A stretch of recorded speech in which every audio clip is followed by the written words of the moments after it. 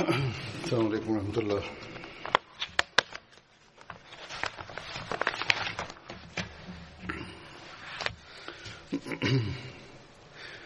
أشهد أن لا إله إلا الله وحده لا شريك له وأشهد أن محمدا عبده ورسوله أما بعد فأعوذ بالله من الشيطان الرجيم بسم الله الرحمن الرحيم الحمد لله رب العالمين الرحمن الرحيم مالك يوم الدين إياك نعبد وإياك نستعين اهدنا الصراط المستقيم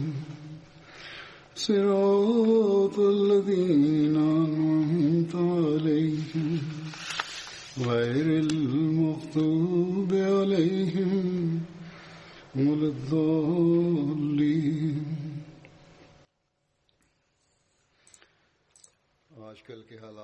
Sehubungan kondisi saat ini dan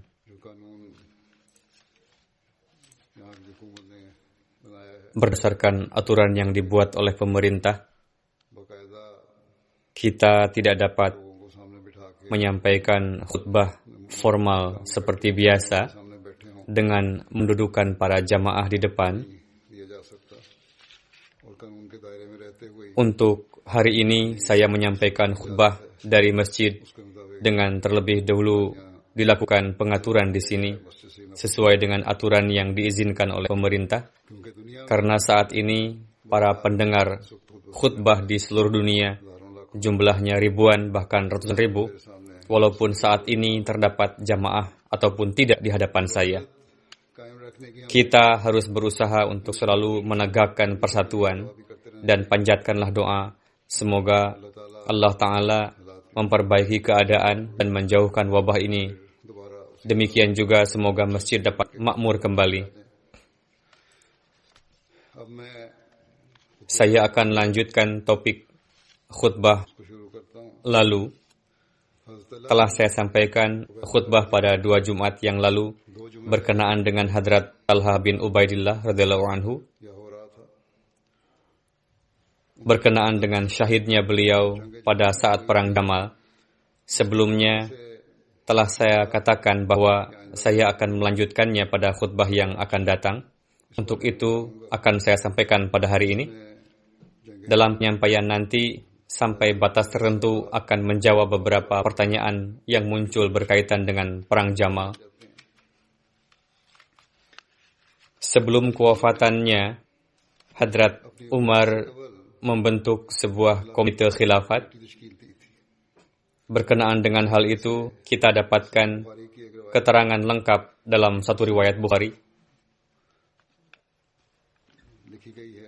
yakni ketika menjelang kewafatan Hadrat Umar, orang-orang memohon kepada beliau, "Wahai Amirul Mukminin, berikanlah wasiat dengan menetapkan seseorang yang akan menjadi khalifah berikutnya."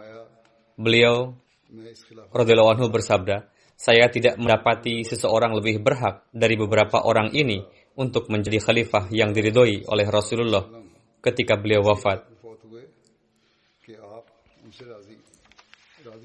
Lalu Hadrat Umar menyebut nama Hadrat Ali, Hadrat Utsman, Hadrat Zubair, Hadrat Talha, Hadrat Sa'ad, Hadrat Abdurrahman bin Auf. Lalu Hadrat Umar berkata,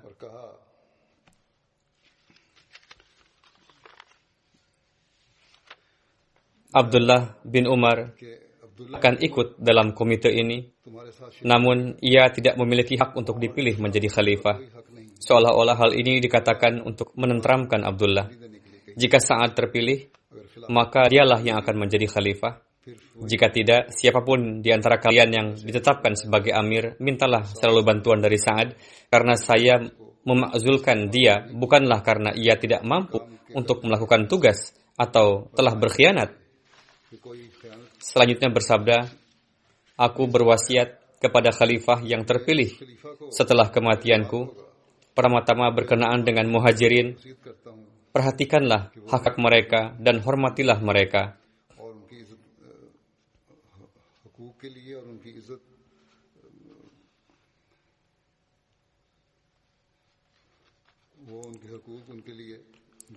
Aku pun mewasiatkan agar memperlakukan Ansar dengan perlakuan mulia, karena mereka telah memberikan tempat kepada keimanan di rumah-rumah mereka. Sebelum muhajirin, aku wasiatkan juga kepada khalifah terpilih nanti untuk menerima para pegawai di antara mereka dan juga perlakukanlah seluruh penduduk kota dengan baik.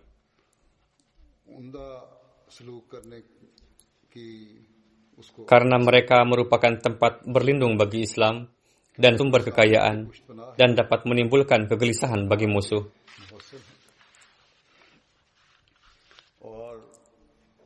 Ambillah sesuatu dengan persetujuannya apa yang tidak diperlukan oleh mereka. Aku wasiatkan, perlakukanlah Arab Badui dengan baik, karena mereka merupakan akar dan jasad bagi bangsa Arab. Ambillah harta yang tidak diperlukan oleh mereka, lalu berikanlah kepada orang-orang yang membutuhkan dari antara mereka. Aku serahkan tanggung jawabnya kepada Allah Ta'ala dan Rasul-Nya. Orang yang dimintai janji, penuhilah janji mereka untuk mereka. Lindungilah mereka. Ambillah dari mereka sesuai dengan kemampuan mereka. Setelah Hadrat Umar wafat, kami membawa jenazah beliau dan mulai berjalan. Hadrat Abdullah bin Umar mengucapkan Assalamualaikum kepada Hadrat Aisyah dan berkata, Umar bin Khattab memohon restu. Hadrat Aisyah menjawab, bawalah jenazah masuk. Lalu jenazah beliau dimasukkan ke dalam rumah, lalu dikuburkan di sana bersama dengan dua kawan lainnya. Setelah penguburan beliau selesai, lalu orang-orang yang namanya disebutkan oleh Hadrat Umar tadi berkumpul. Hadrat Abdurrahman bin Auf berkata, serahkan urusan kepada 3 orang di antara kalian. Hadrat Zubair berkata, saya berikan wewenang saya kepada Hadrat Abdurrahman bin Auf.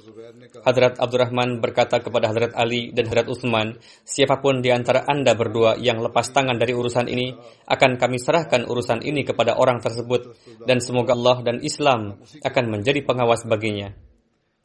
Dia akan mengusulkan sesuatu yang menurutnya utama, yakni dalam pandangan Allah Ta'ala utama. Ucapan ini telah membuat kedua wujud suci ini terdiam, yakni beliau tidak menjawab apa-apa. Lalu Hadrat Abdurrahman berkata, apakah Anda menyerahkan urusan ini kepada saya dan Allah adalah pengawasku, yakni siapapun yang afdal di antara Anda, saya tidak akan mengurangi apapun yang diusulkannya. Keduanya berkata, baiklah. Lalu Abdurrahman memegang tangan salah satu di antara mereka dan diajak pergi secara terpisah dan berkata, Anda memiliki hubungan kekerabatan dengan Rasulullah dan memiliki kedudukan dalam Islam yang Anda juga ketahui. Allah adalah pengawas bagi Anda. Jika saya jadikan Anda sebagai amir, bisakah Anda berbuat adil? Dan jika saya jadikan Utsman sebagai amir, apakah Anda akan taat pada perkataannya dan menuruti perintahnya? Lalu Hadrat Abdurrahman membawa yang kedua secara terpisah, lalu menanyakan sama seperti yang dikatakan tadi. Ketika beliau mengambil janji, beliau berkata, Utsman, julurkanlah tangan Anda. Lalu Hadrat Abdurrahman baiat kepada Hadrat Utsman, begitu juga Hadrat Ali. Lalu penghuni rumah yang lain pun masuk kemudian baiat kepada Hadrat Utsman, riwayat Bukhari. Berkenaan dengan pemilihan Khalifah Utsman, Hadrat Muslim Maud bersabda, ketika Hadrat Umar terluka dan merasa bahwa saat-saat terakhir beliau telah tiba, lalu beliau mewasiatkan berkenaan dengan 6 orang supaya mereka memilih salah satu di antara mereka sendiri untuk menjadi khalifah. Ke-6 orang itu adalah Hadrat Utsman, Hadrat Ali, Hadrat Abdurrahman bin Auf, Hadrat Sa'ad bin Waqqas, Hadrat Zubair, dan Hadrat Talha. Seiring dengan itu, Hadrat Umar pun memerintahkan supaya Hadrat Abdullah bin Umar dimasukkan ke dalam komite tersebut, namun meminta supaya Hazrat Abdullah tidak dicalonkan.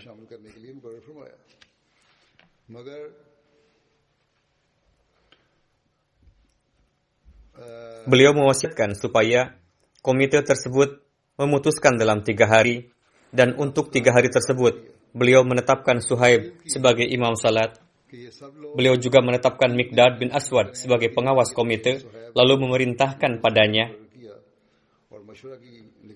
kumpulkan komite tersebut di satu tempat, lalu paksa mereka untuk memutuskan, dan kamu sendiri berjaga di dekat pintu dengan membawa pedang. Siapapun yang mendapat suara terbanyak, hendaknya anggota komite lainnya baiat pada orang terpilih itu. Jika ada yang mengingkarinya, bunuhlah. Namun jika suara terbagi 2 dan berjumlah sama, yakni 3, maka siapapun yang diusulkan oleh Abdullah bin Umar, maka tetapkanlah orang itu sebagai khalifah. Jika keputusan tersebut tidak disetujui, siapapun yang dipilih oleh Abdurrahman bin Auf, maka ialah yang akan menjadi khalifah. Akhirnya kelima sahabat tadi bermusyawarah karena saat itu Talha sedang berada di luar Madinah, namun tidak menghasilkan satu keputusan. Setelah berdiskusi panjang, Abdurrahman bin Auf berkata, barang siapa yang ingin menarik lagi namanya, silahkan. Ketika semua terdiam, Hadrat Abdurrahman bin Auf berkata, saya adalah orang pertama yang akan menarik nama. Lalu diikuti Hadrat Utsman, lalu 2 sahabat lainnya. Hadrat Ali terdiam. Akhirnya mereka mengambil janji dari Hadrat Abdurrahman bin Auf bahwa beliau tidak akan berat sebelah dalam memutuskan nanti. Hadrat Abdurrahman berjanji, dan akhirnya semua tugas diserahkan kepada Hadrat Abdurrahman bin Auf. Hadrat Abdurrahman bin Auf berkeliling Madinah selama 3 hari, mengunjungi rumah-rumah dan menanyakan kepada setiap penduduk, siapa yang paling berhak mendapatkan jabatan khalifah. Semuanya memilih Hadrat Utsman. Lalu mereka semua menetapkan Hadrat Utsman sebagai khalifah dan Hadrat Utsman menjadi khalifah. Itu adalah penjelasan dari Hadrat Muslim Maud dari berbagai referensi sejarah. Dalam Fathul Bari Syarah Sahih Bukhari tertulis, Hadrat Talha tidak hadir ketika Hadrat Umar berwasiat. Mungkin saja beliau hadir ketika Hadrat Umar wafat. Dikatakan juga bahwa beliau hadir pada saat musyawarah telah selesai. Berdasarkan satu riwayat lainnya yang dianggap lebih sahih, Hadrat Talha hadir setelah prosesi baiat kepada Hadrat Utsman. Alhasil, Hadrat Utsman terpilih sebagai khalifah, lalu nizam normal seperti semula. Ketika Hadrat Utsman syahid, semua orang datang berlari menuju Hadrat Ali. Di antaranya adalah para sahabat dan para tabi'in. Semuanya mengatakan, Ali Amirul Mukminin. Sampai-sampai mereka datang ke kediaman Hadrat Ali. Mereka mengatakan kepada Hadrat Ali, kami akan baiat kepada Anda. Silahkan julurkan tangan Anda, karena Anda adalah yang paling layak di antara semua. Hadrat Ali berkata, ini bukanlah tugas kalian, melainkan tugas sahabat Badar. Siapa yang dipilih oleh sahabat Badar nanti, orang itulah yang akan menjadi khalifah. Lalu semua sahabat Badar datang kepada Hadrat Ali. Mereka mengatakan, kami memandang tidak ada yang lebih layak dari Anda. Silahkan julurkan tangan Anda, kami akan baiat di tangan Anda. Hadrat Ali bersabda, di mana Talha dan Zubair? Yang paling pertama mengikrarkan baiat secara lisan adalah Hadrat Talha. Yang baiat di tangan beliau adalah Hadrat Sa'ad. Ketika Hadrat Ali melihat hal itu, beliau pergi ke masjid, lalu naik ke mimbar. Yang paling pertama datang menghampiri beliau, lalu baiat adalah Hadrat Talha. Setelah Hadrat Zubair, lalu sahabat lainnya baiat kepada Hadrat Ali.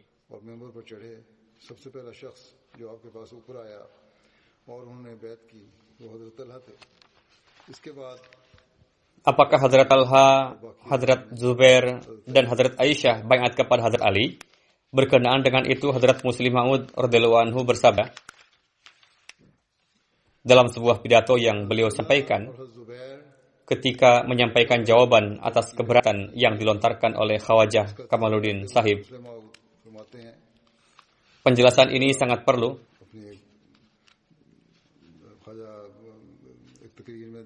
Penjelasan ini sangat penting, karena itu saya sampaikan pada saat ini. Beliau radhiyallahu anhu bersabda, tidak baiatnya Hadrat Aisyah, Hadrat Talha dan Zubair, jangan Anda jadikan sebagai hujah. Beliau katakan kepada Khawajah Kamaluddin, mereka tidaklah mengingkari khilafat, melainkan yang menjadi masalah adalah para pembunuh Hadrat Utsman. Perlu saya sampaikan kepada Anda bahwa orang yang mengatakan kepada Anda bahwa ketiga sahabat tersebut tidak baiat kepada Hazrat Ali adalah keliru. Hazrat Aisyah telah mengakui kesalahannya, lalu pergi ke Madinah, sedangkan Hazrat Zubair dan Talha tidaklah wafat sebelum terlebih dulu baiat. Dalam hal ini disampaikan beberapa referensi dari Khasais Kubra jilid kedua. Hakim meriwayatkan, saya lewati tulisan bahasa Arabnya. Thor bin Mujza mengatakan kepada saya, pada saat perang Jamal, saya lewat di dekat Hadrat Talha. Saat itu beliau tengah meregang jiwa, lalu bertanya kepada saya, kamu berasal dari kelompok mana? Saya berkata, saya berasal dari kelompok Hadrat Ali, Amirul Mukminin. Beliau berkata, kalau begitu julurkan tanganmu supaya aku dapat baiat di tanganmu. Lalu Hadrat Talha baiat di tanganku, kemudian wafat. Saya sampaikan kepada Hadrat Ali kejadian ini. Hadrat Ali berkata, Allahu Akbar, sabda Rasul telah tergenapi dengan begitu jelasnya. Allah Ta'ala menghendaki supaya Talha tidak masuk surga tanpa baiat kepadaku. Beliau termasuk ke dalam 10 sahabat yang dijanjikan surga. Suatu hari dikisahkan mengenai perang Jamal kepada Hadrat Aisyah. Hadrat Aisyah bersabda, apakah orang-orang menceritakan perihal perang Jamal? Ada yang menjawab, benar, orang-orang menceritakannya. Hadrat Aisyah bersabda, seandainya aku duduk terus-menerus seperti orang-orang yang duduk pada saat perang Jamal, akan lebih membuatku bahagia daripada melahirkan 10 anak dari Rasulullah, yang diantaranya setiap anak seperti Abdurrahman bin Harith bin Hisham.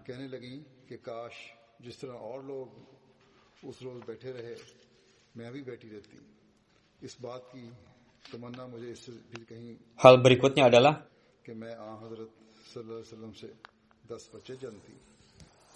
Talha dan Zubair termasuk sahabat yang tergolong ke dalam Asyarah Mubasyarah yang mengenainya Rasulullah telah memberikan kabar suka akan surga, dan tergenapinya kabar suka Rasulullah adalah suatu hal yang pasti. Tidak hanya itu, mereka juga bertaubat dari khuruj, yakni memisahkan diri. Referensi ini dari Hadrat Muslim Maud menjelaskan berkenaan dengan syahidnya Hadrat Utsman, baiatnya Hadrat Ali, dan perang Jamal. Hadrat Muslim Maud radhiyallahu anhu bersabda, kelompok pembunuh menyebar ke berbagai daerah. Mereka melontarkan tuduhan kepada orang lain dengan tujuan untuk menyelamatkan dirinya sendiri dari tuduhan. Ketika mereka mengetahui bahwa umat muslim telah baiat kepada Hadrat Ali, mereka mendapatkan kesempatan baik untuk melontarkan tuduhan kepada Hadrat Ali, dan memang benar telah berkumpul di sekitar Hadrat Ali beberapa orang dari antara para pembunuh Hadrat Utsman. Karena itu, para penentang ini, yakni orang-orang munafik tersebut, mendapatkan kesempatan baik untuk melontarkan fitnah. Sebagaimana kelompok mereka yang berangkat ke Mekah menekan Hadrat Aisyah untuk mengumumkan jihad untuk membalas kewafatan Hadrat Utsman. Lalu Hadrat Aisyah mengumumkannya dan meminta bantuan dari para sahabat. Hadrat Talha dan Hadrat Zubair baiat kepada Hadrat Ali dengan syarat jika Hadrat Ali segera menghukum para pembunuh Hadrat Utsman. Sedangkan Hadrat Ali berpandangan bahwa sikap tergesa-gesa untuk membalas dendam seperti itu dampaknya tidak akan baik. Hadrat Ali berpikir supaya pertama-tama pemerintahan di seluruh daerah dikokohkan terlebih dahulu, lalu selanjutnya berpikir untuk menghukum para pembunuh Hadrat Utsman. Karena yang utama adalah perlindungan terhadap Islam. Tidaklah mengapa jika terlambat dalam menangani para pembunuh Hadrat Utsman. Berkenaan dengan penentuan siapa saja para pembunuh Hadrat Utsman juga ada beberapa pendapat.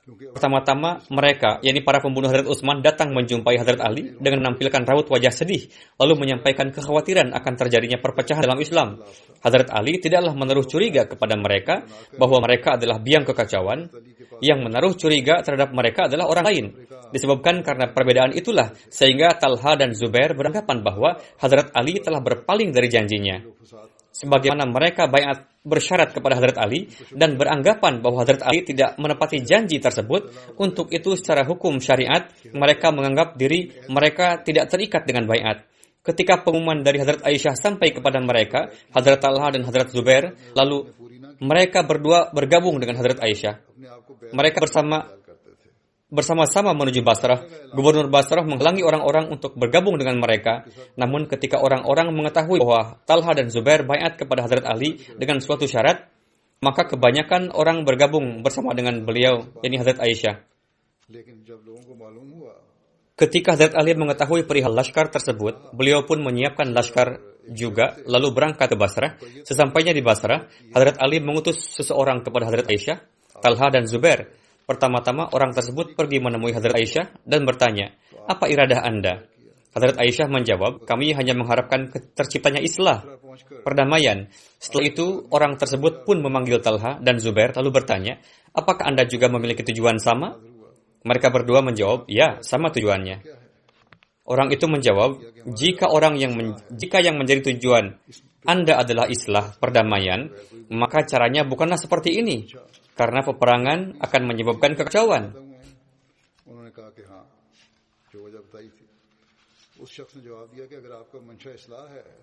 Kondisi negeri saat ini sedang tidak baik. Jika Anda membunuh seseorang, maka 1000 orang akan bangkit untuk menuntut balas. Dan orang yang akan mendukungnya akan lebih banyak lagi. Untuk terciptanya islah, pertama-tama, ikatlah negeri dengan tali persatuan, selanjutnya menghukum para penjahat itu. Jika tidak, menghukum orang dalam keadaan yang mencekam seperti ini dapat menimbulkan kekacauan dalam negeri. Pertama-tama, kokohkan dulu pemerintahan, setelah itu baru menghukum mereka. Setelah mendengarkan hal itu, mereka berkata, "Jika memang rencana Hazrat Ali seperti ini, maka kami siap berjumpa dengan beliau." Lalu utusan tersebut mengabarkan kepada Hazrat Ali dan perwakilan kedua belah pihak bertemu. Lalu dibuat suatu keputusan bahwa berperang tidaklah baik, hendaknya ditempuh jalan damai. Ketika kabar ini sampai ke telinga kelompok Abdullah bin Sabah dan para pembunuh Hazrat Utsman, mereka sangat khawatir.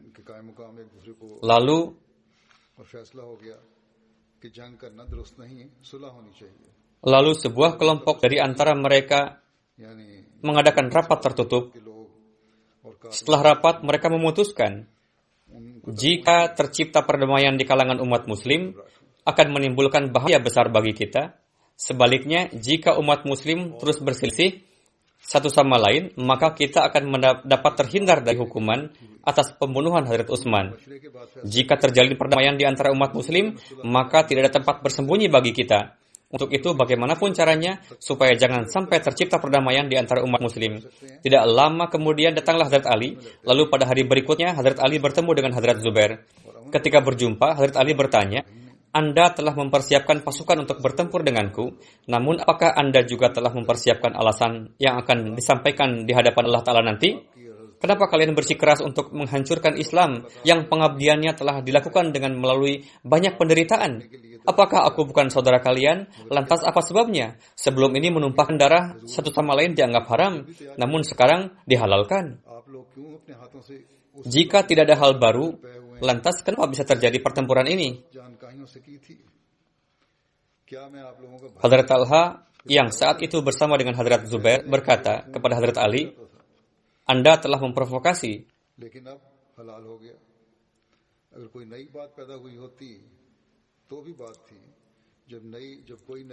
Hazrat Talha yang saat itu bersama dengan Hazrat Zubair berkata kepada Hazrat Ali, "Anda telah memprovokasi orang-orang untuk membunuh Hazrat Utsman." Hazrat Ali berkata, "Saya melaknat orang-orang yang ikut serta dalam pembunuhan Hazrat Utsman." Hazrat Ali berkata, "Tidakkah kamu ingat Rasulullah pernah bersabda, 'Demi Tuhan, kamu akan berperang melawan Ali dan kamu akan menjadi orang zalim.'" Mendengar hal itu, Hazrat Zubair kembali kepada laskarnya dan bersumpah bahwa ia sekali-kali tidak akan berperang melawan Hazrat Ali. Lalu berikrar bahwa dirinya telah keliru dalam ijtihadnya.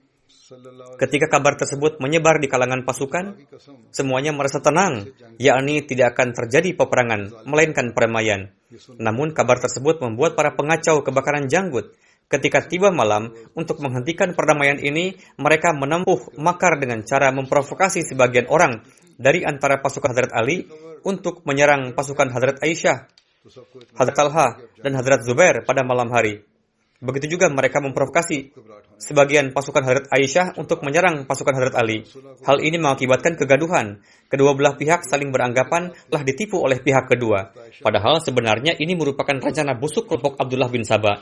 Ketika peperangan dimulai, Hadrat Ali bersuara, informasikan kepada Hadrat Aisyah, mungkin melalui beliau, Allah Ta'ala akan menjauhkan kekacauan ini. Lalu unta Hadrat Aisyah dikedepankan. Namun akibatnya malah lebih berbahaya lagi. Melihat hal itu, para pengacau berpikir bahwa upaya rencana busuk mereka akan berbalik kepada mereka. Lalu para pengacau mulai menghujani unta Hadrat Aisyah dengan anak panah. Hadrat Aisyah mulai berteriak, "Wahai manusia, tinggalkanlah peperangan, ingatlah Tuhan dan hari penghisaban." Namun para pengacau tidak menghentikannya, malah terus melontarkan panah pada unta Hadrat Aisyah. Karena penduduk Basrah bersama dengan laskar yang berkumpul di sekitar Hadrat Aisyah melihat kejadian tersebut, mereka naik pitam. Melihat kelancangan yang dilakukan kepada Hadrat Ummul Mukminin, mereka marah besar, lalu menarik pedang dan menyerang pasukan lawan. Kondisi saat itu adalah unta Hadrat Aisyah menjadi markas peperangan. Sahabat dan para pejuang pemberani berkumpul di sekitarnya dan terbunuh satu persatu. Namun para pengacau tidak meninggalkan serangannya pada unta Hadrat Aisyah. Hadrat Zubair tidak ikut serta pada perang tersebut, pergi ke suatu tempat, namun ada seorang kurang ajar yang membuntutinya, lalu mensyahidkan beliau dari arah belakang ketika beliau tengah salat. Hadrat Talha terbunuh di tangan para pengacau itu di medan perang. Ketika medan perang semakin berkecamuk, berpikir bahwa perang tidak akan berakhir sebelum Hadrat Aisyah dipindahkan dari tempatnya. Lalu sebagian orang memotong kaki unta Hadrat Aisyah, lalu menurunkan tandu Hadrat Aisyah ke tanah. Setelah itu, peperangan terhenti. Melihat kejadian tersebut, wajah Hadrat Ali diliputi kesedihan, namun tidak berdaya atas apa yang telah terjadi. Ketika ditemukan jenazah Hadrat Talha di antara para korban pasca perang, Hadrat Ali sangat menyesalkan. Dari seluruh kisah tersebut, jelaslah bahwa tidak ada campur tangan sahabat dalam peperangan tersebut, melainkan ulah para pembunuh Hadrat Utsman jugalah.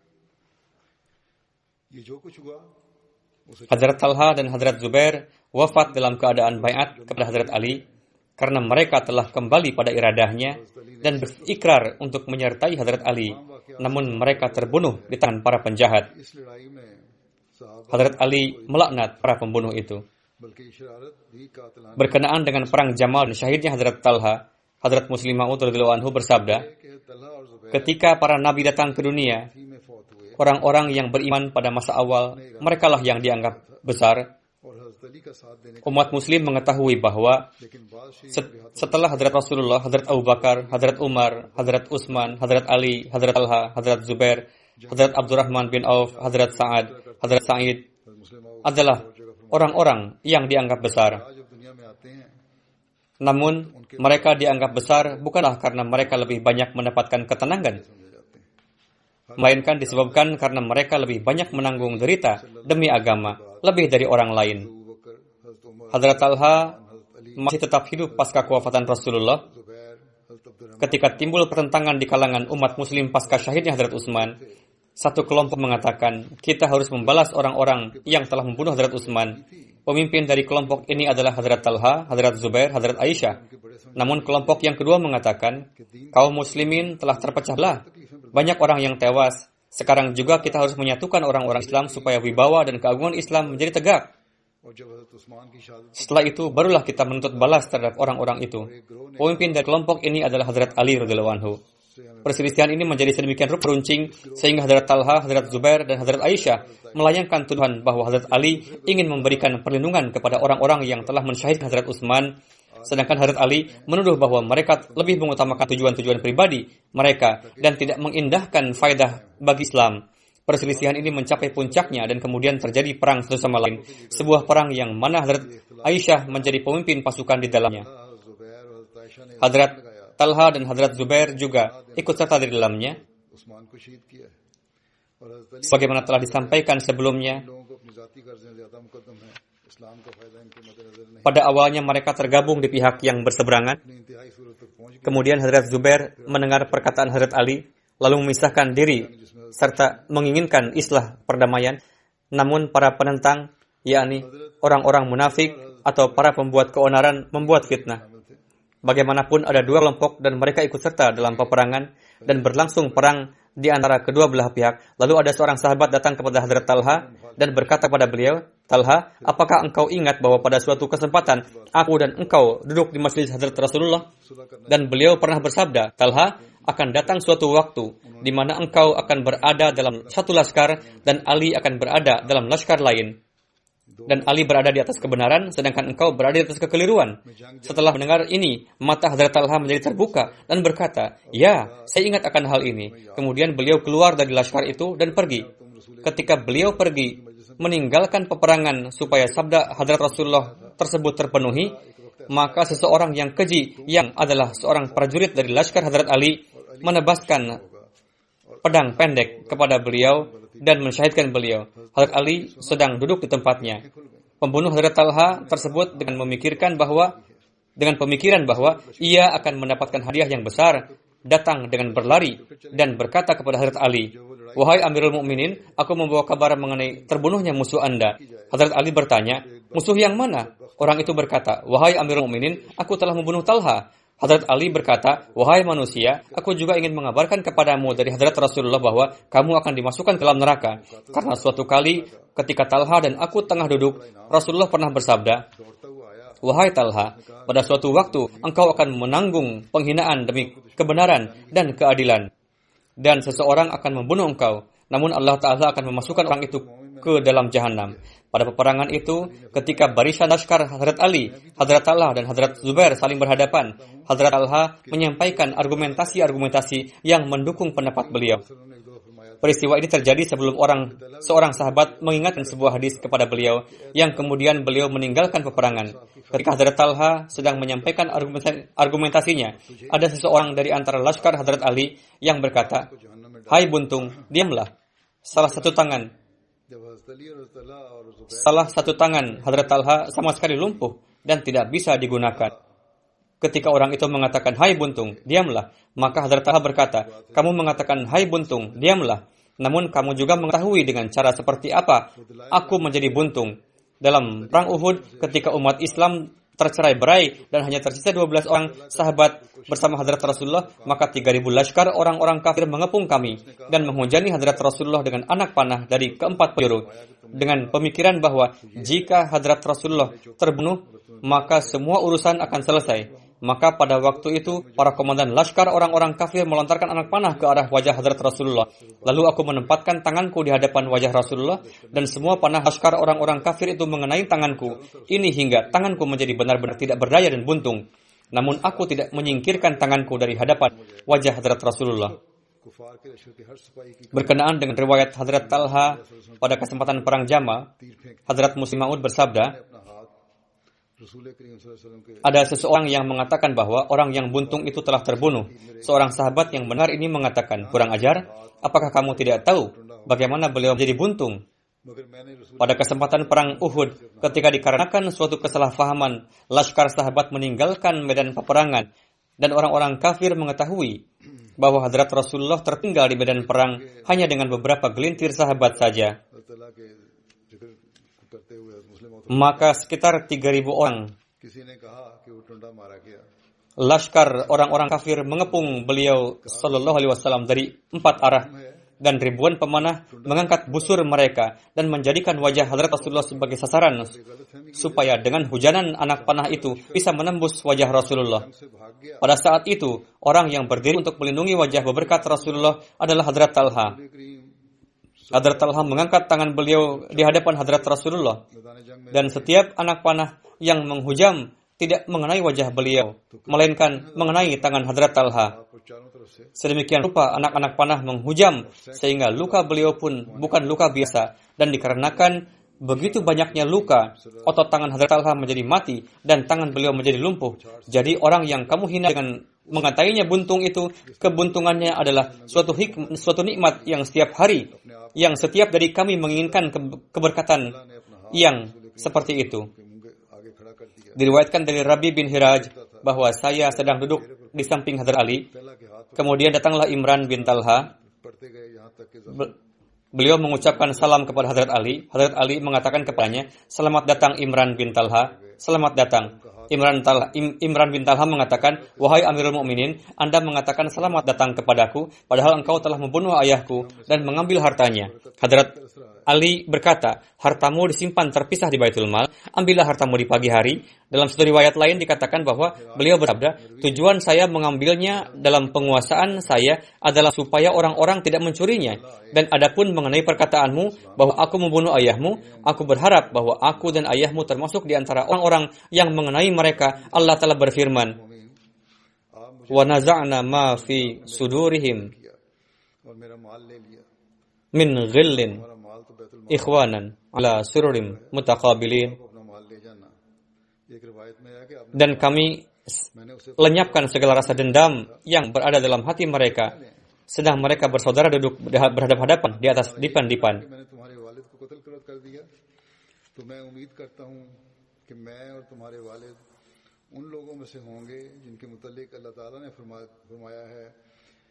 Muhammad Ansari meriwayatkan dari ayahnya bahwa pada hari perang Jamal, seseorang datang kepada Hadrat Ali dan berkata, izinkanlah orang yang membunuh Hadrat Talha untuk masuk. Perawi mengatakan, saya mendengar Hadrat Ali berkata, sampaikanlah kabar mengenai neraka kepada pembunuh itu. Ketika Hadrat Talha syahid dan Hadrat Ali melihat beliau telah terbunuh, maka beliau menyeka tanah dari wajah Hadrat Talha dan bersabda, wahai Abu Muhammad, aku sangat menderita melihatmu berlumuran tanah di bawah bintang-bintang di langit. Kemudian Hadrat Ali bersabda, aku serahkan kelemahanku dan kedukaanku di hadapan Allah Ta'ala. Kemudian beliau memanjatkan doa memohon rahmat untuk Hadrat Talha dan bersabda, seandainya saja aku wafat 20 tahun yang lalu sebelum hari ini. Hadrat Ali dan para sahabat beliau merasa sangat sedih. Suatu kali Hadrat Ali membacakan syair ini kepada seseorang. Fatan kana yudnihi al-ghina min sadihi idza ma huwa istaghna wa yu'bidu al-fuqr.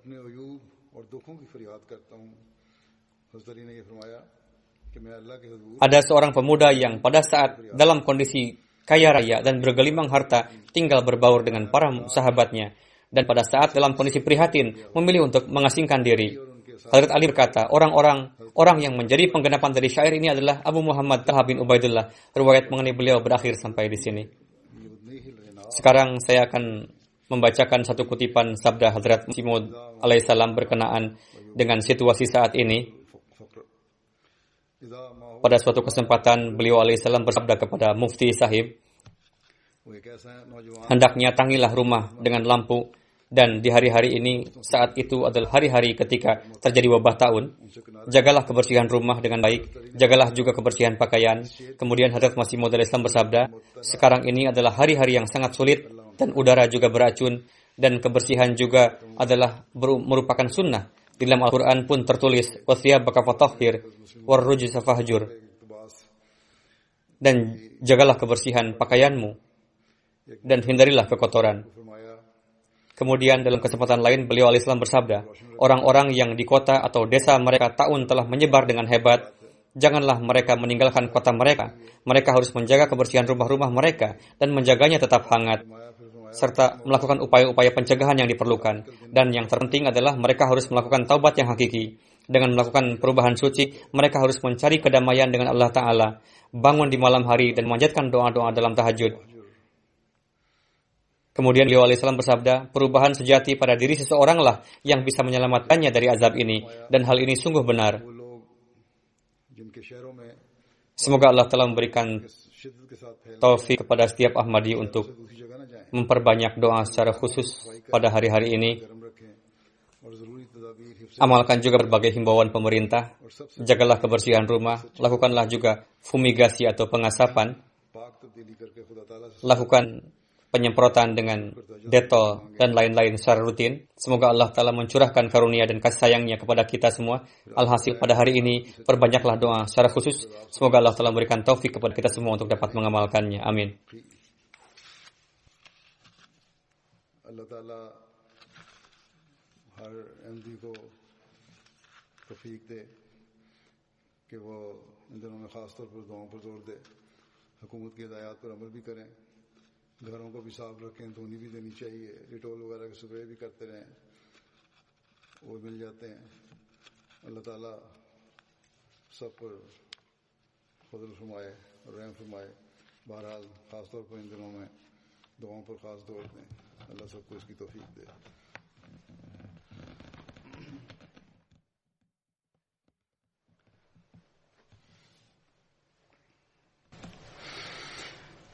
अल्हम्दुलिल्लाह नहमदुहु व नस्तईनुहु व नस्तगफिरुहु व नु'मिनु बिही व नतवक्कलु अलैहि व नऊज़ु बिल्लाहि मिन शुरूरि अनफुसिना व मिन सय्यिआति अअमालिना मन यहदिहिल्लाहु फला मुदिल्ल लहु ومن يضلل فلا هادي له ونشهد أن لا إله إلا الله ونشهد أن محمدا عبده ورسوله عباد الله رحمكم الله إن الله يأمر بالعدل والإحسان وإيتاء ذي القربى وينهى